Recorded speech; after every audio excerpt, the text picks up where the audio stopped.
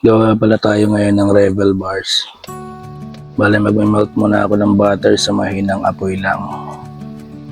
Then, pag na-melt na natin yung butter, lagay na natin yung sugar. 1 cup yung ginamit ko dyan.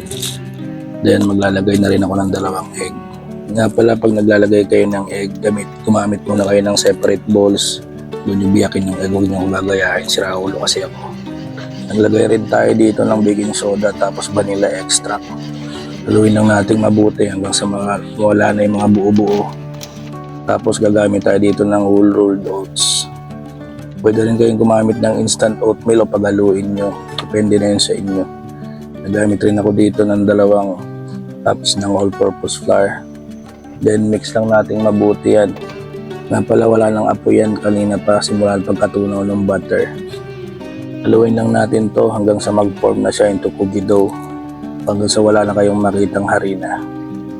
Then after that, ito na yung nakakainis na part. Hindi ko na malayan, lowbat na pala yung phone ko.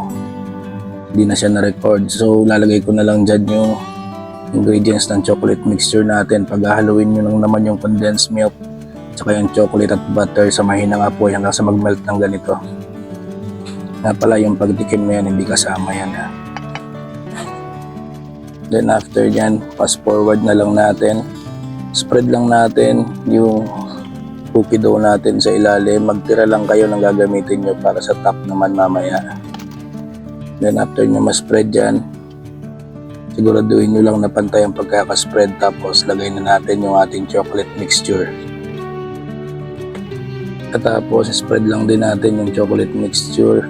Siguraduhin natin na makalat natin mabuti. Matakpan natin halos lahat yung cookie dough natin sa ilalim. Tapos maglalagay naman tayo dito ng mga cookie dough sa ibabaw. Hindi naman kailangan to pantay-pantay, medyo abstract, mas maganda yung pagkakalagay natin. Scatter nyo lang dyan. O diba, scatter na naman tayo dyan.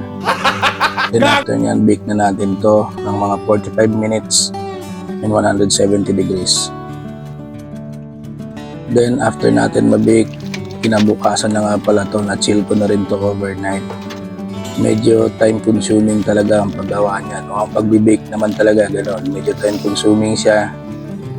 Tapos mag-e-effort ka talaga, pero worth it naman yung effort na ginawa mo. Hindi kagaya ng ginawa mo sa kanya, di ba? Nag-e-effort ka na, binigay mo na lahat ng oras mo. Pero yung pala pinaasa ka lang niya. Aray ko! Tapos yan na yun. Slice nyo na lang kung gaano kalalaki ang gusto nyo. Tikman nyo na lang. Tapos okay na.